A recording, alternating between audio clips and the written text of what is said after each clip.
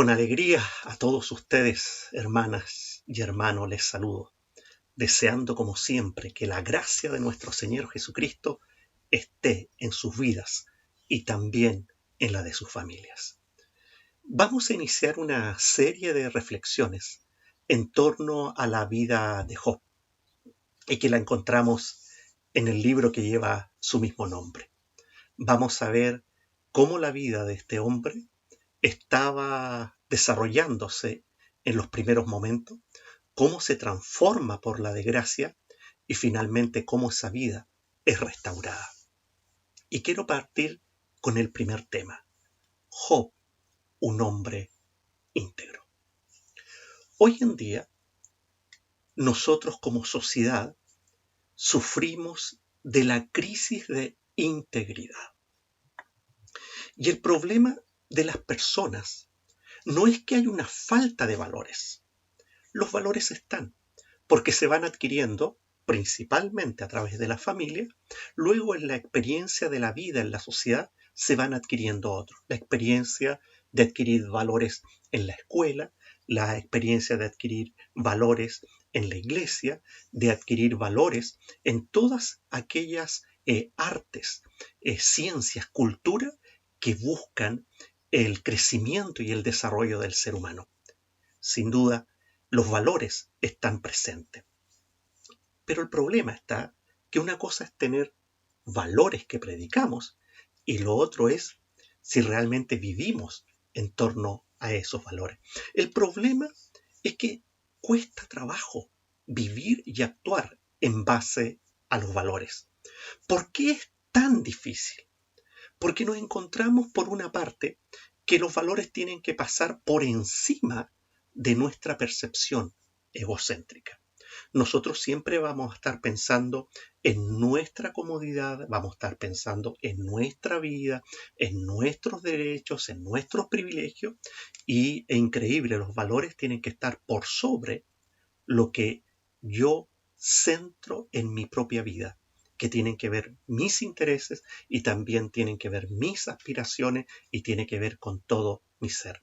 Entonces, cuando los valores están bajo el ego, sin duda tenemos una crisis. Pero también es la toma de conciencia de lo que significan nuestros actos. Solo cuando nosotros sabemos la repercusión de nuestros actos, que nuestras decisiones tienen consecuencias, sin duda muchas veces no consideramos los valores y no consideramos también el resultado de nuestros actos. Nosotros podemos recorrer el camino de la integridad siempre y cuando superemos el egocentrismo y también tomemos conciencia de la consecuencia y la verdadera naturaleza de nuestros actos. ¿Saben qué?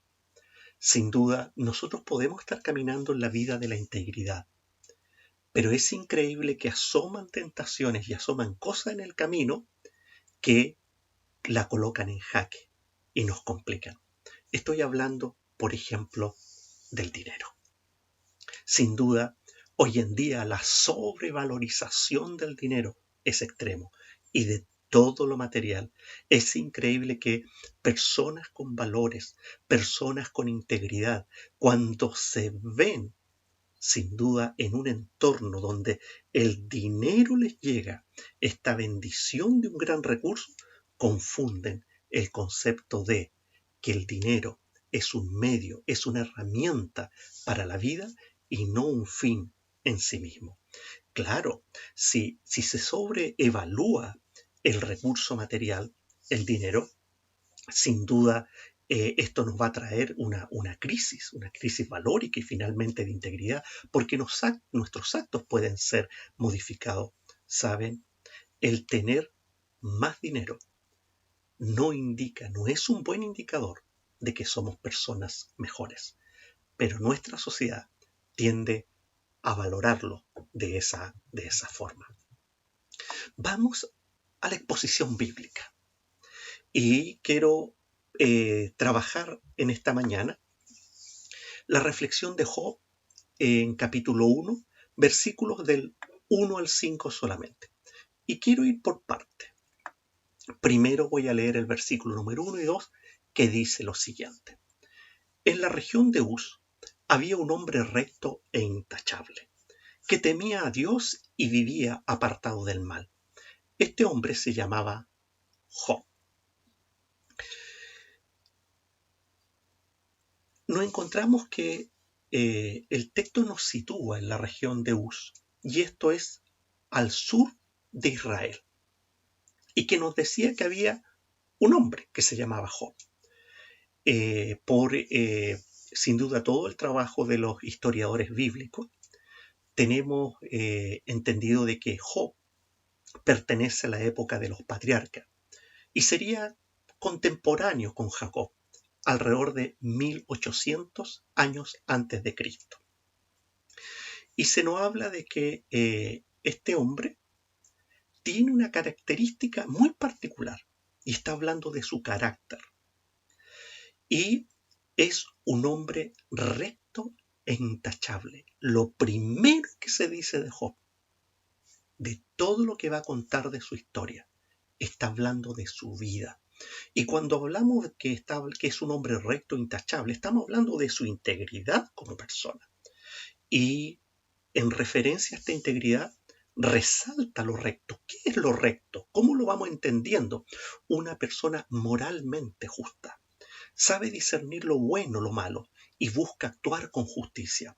No solamente desde el punto de vista legal o forense, sino que desde el punto de vista de que todas sus acciones son justas. Se hace lo correcto, lo que tiene que hacerse. Pero además dice que esta persona es intachable, o sea, que es una persona que está apartada del mal y que no tiene tacha, que no tiene falta, sin duda a la luz de las obras que los hombres ven, ¿cierto? Porque si uno dice, ¿estaría describiendo al hombre perfecto? No, porque perfecto hay uno solo, que es Jesucristo, ¿ya? Pero Job en su forma de vivir era muy coherente, y ahí está lo intachable. Lo que él decía y lo que él pensaba y lo que él vivía en su interior, sin duda lo ejecutaba con sus acciones. Un hombre intachable que no tenía nada que decirse en contra de él. Job toma una decisión, que es temer a Dios.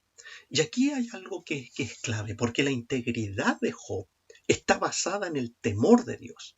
¿Y a qué se refiere el temor de Dios? El respeto y la reverencia de Dios. Y uno se puede preguntar, ¿pero cómo puede estar basada en Dios?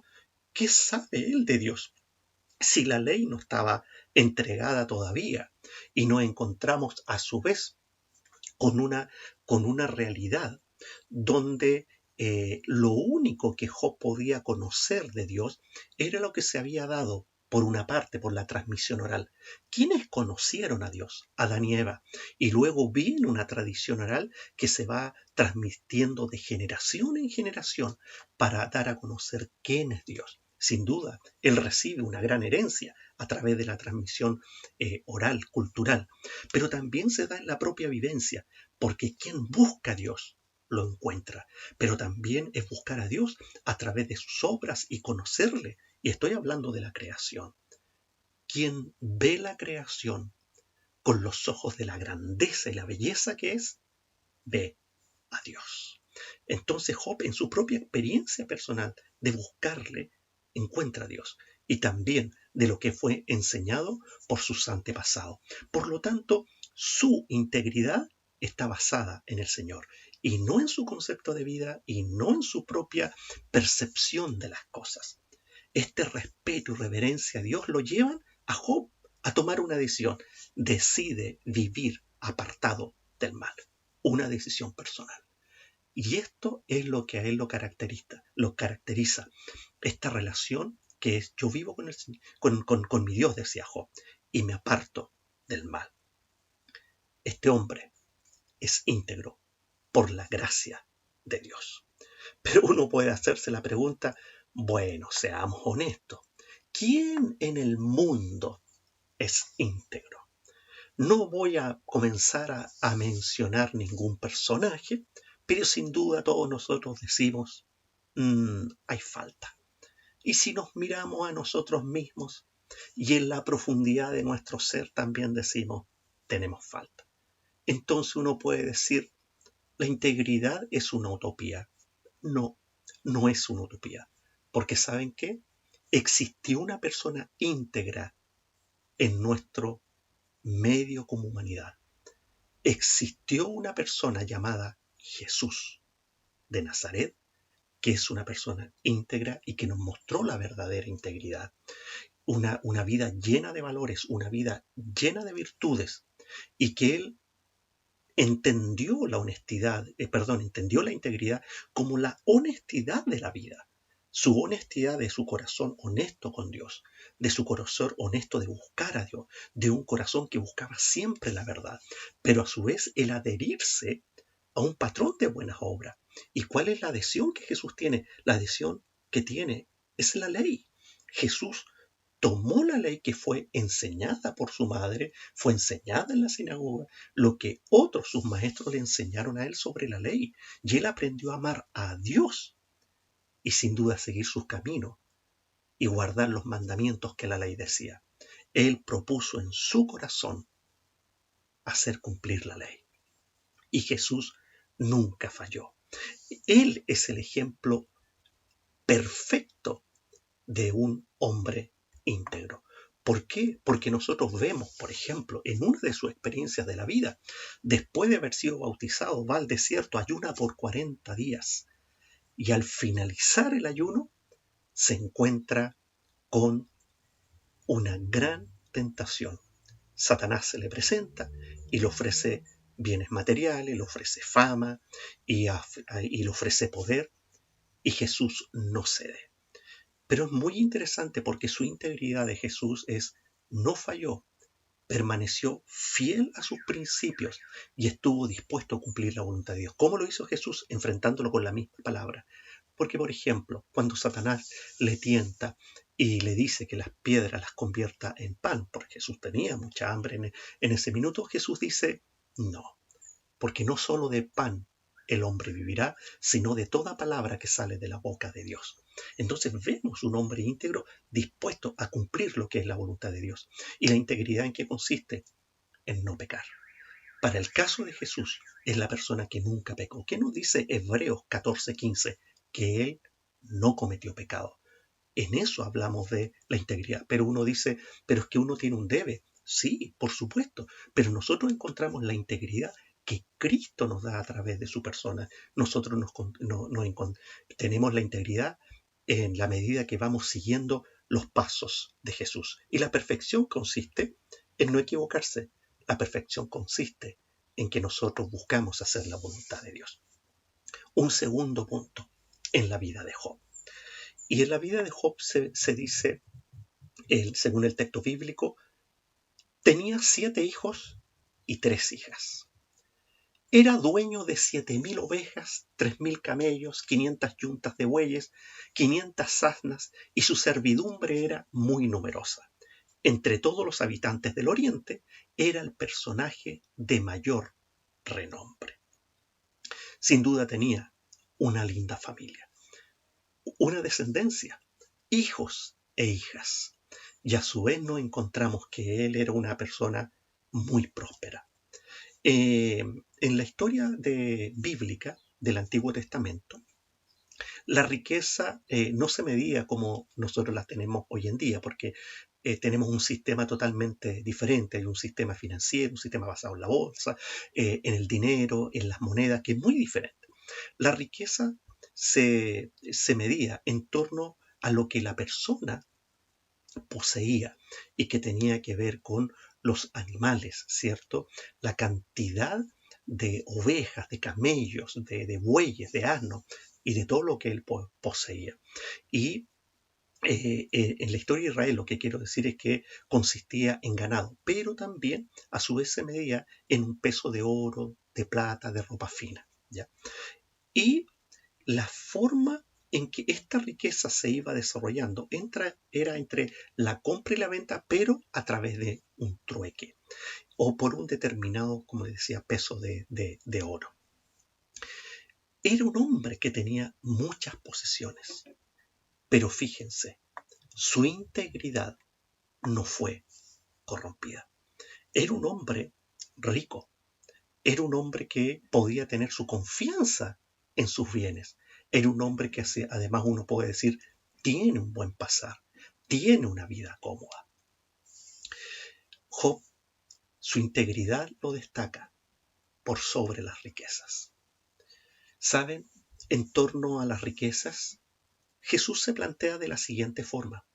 Y él en sus mensajes del Evangelio nos dice que las riquezas son peligrosas para poseerlas, ¿ya? Porque por una parte ve que el ser humano se afana por tener más, quiere cada día aumentar su poder monetario, quiere aumentar sus bienes, quiere aumentar todo. Pero saben que a su vez es que deposita su confianza en estas riquezas por sobre Dios. Por eso el mensaje de Jesús sobre la riqueza predomina un fuerte énfasis en los peligros de poseerlas. El problema no está en la riqueza, el problema está en la profundidad del corazón. Y Jesús mismo dijo, tú no puedes servir a dos señores, estar sirviendo a la riqueza, este bienestar material, y tratar de servir a Dios. ¿Dónde está tu corazón? Porque le vas a ser fiel a uno e infiel al otro. Entonces, pero Jesús ve esta tensión, ¿ya? Que está en el corazón humano, no en la materialidad misma.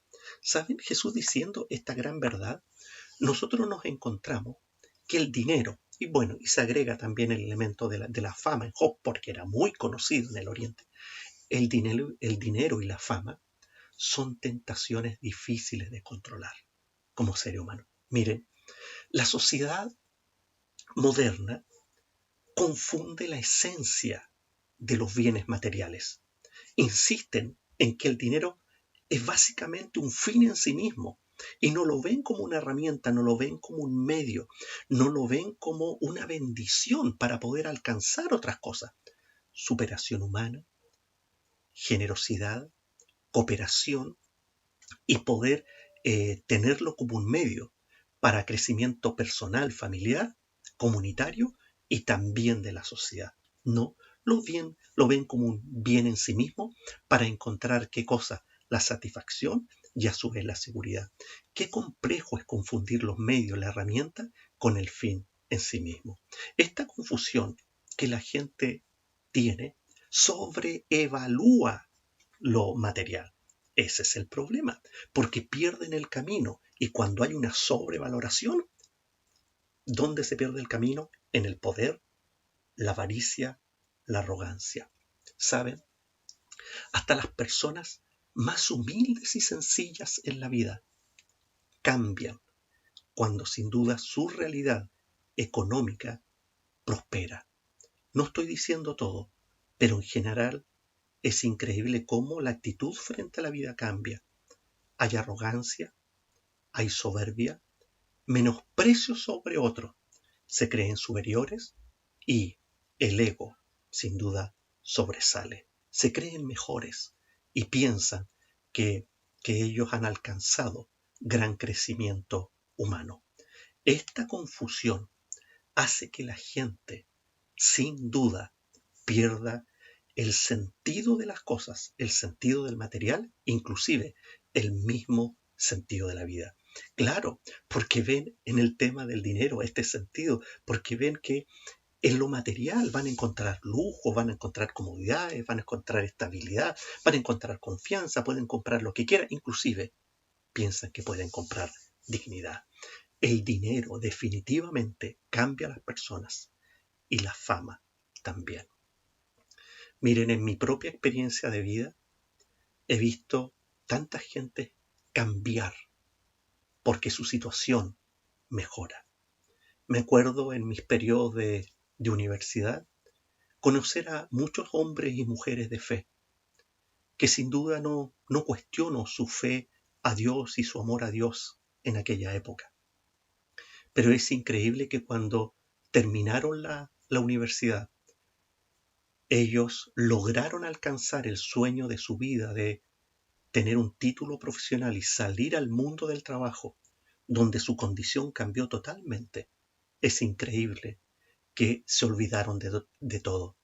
Se olvidaron primero de Dios, luego se olvidan de la iglesia que los cobijó, tantas hermanas que mostraron el cariño que cuando sin duda los momentos difíciles de estudiante, que siempre lo existe, oraron, lo acompañaron, tantas hermanas sencillas que abrieron sus casas para que fuesen a compartir, tomar una once, animarlo, tantas cosas que mostraron estas hermanas con amor y cariño, sin duda se olvidaron cuando ya tenían otra posición.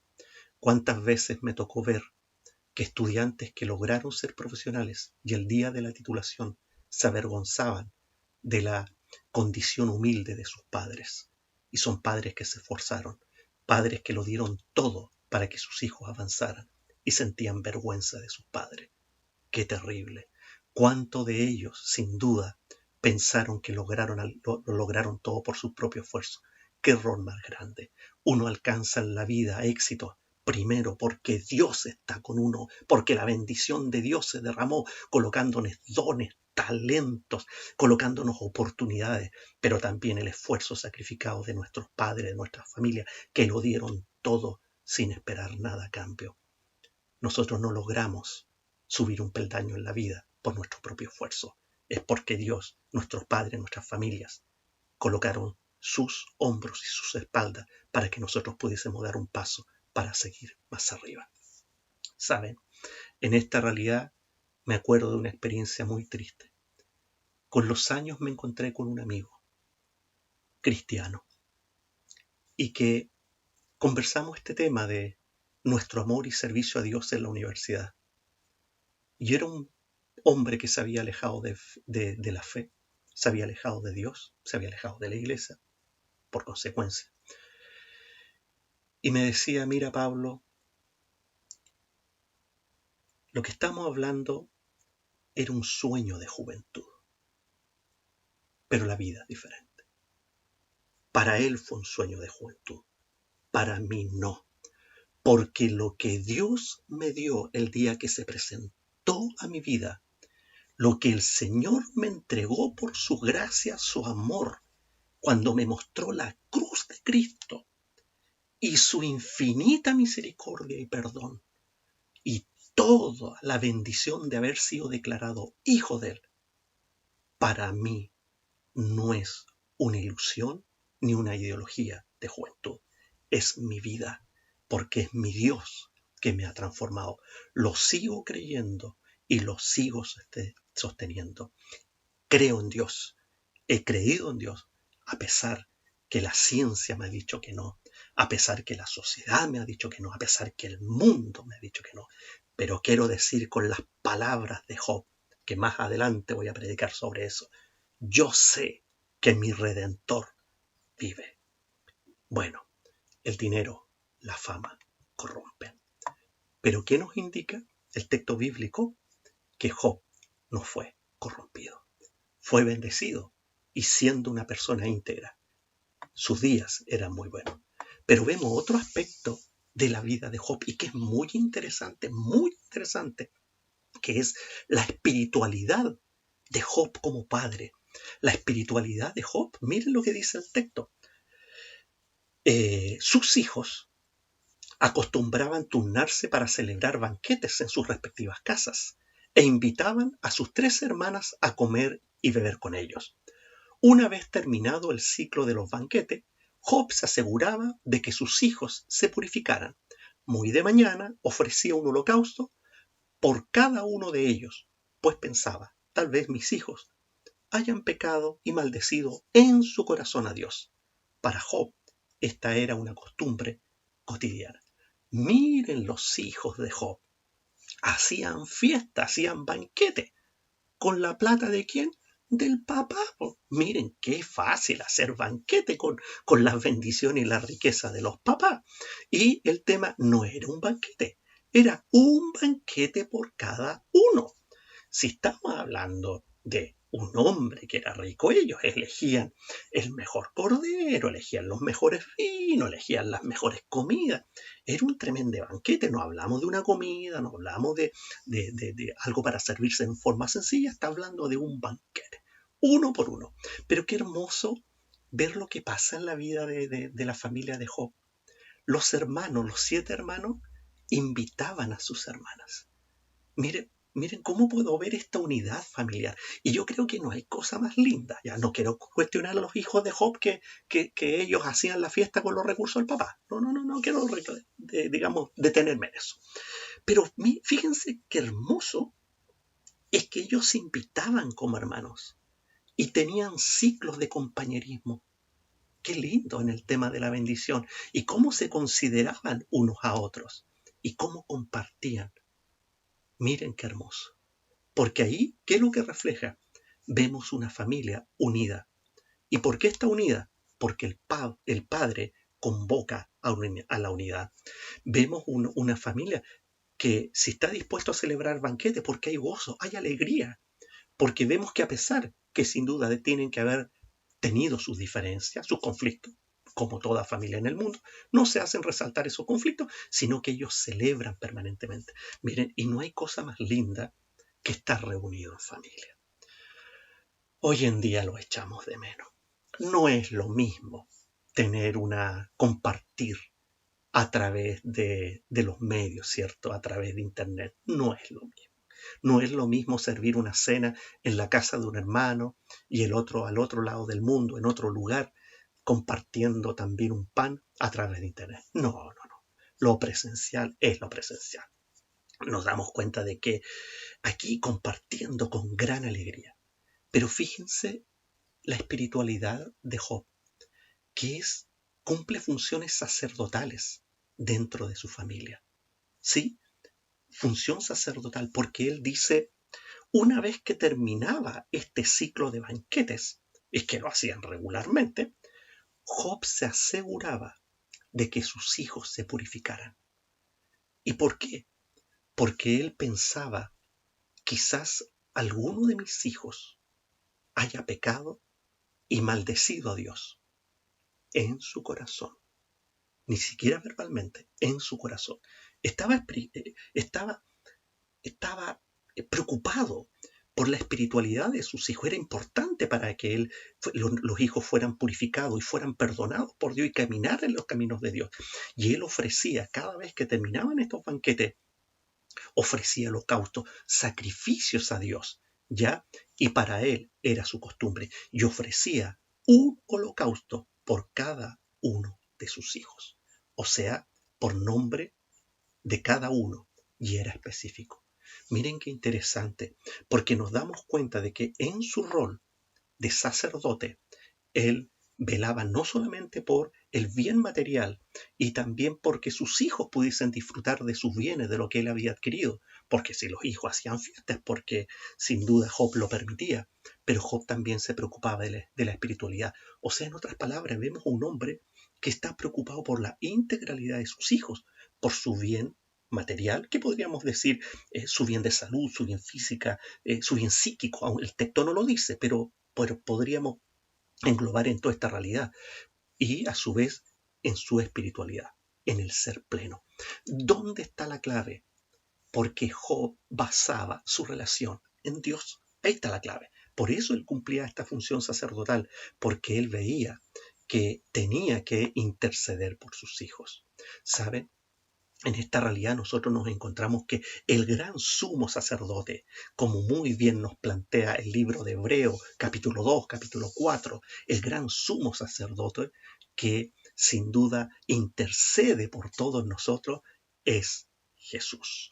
Primero, porque es un mediador entre Dios y nosotros, porque sin duda Él hace un gran sacrificio único, perfecto, suficiente para que nosotros pudiésemos ser purificados.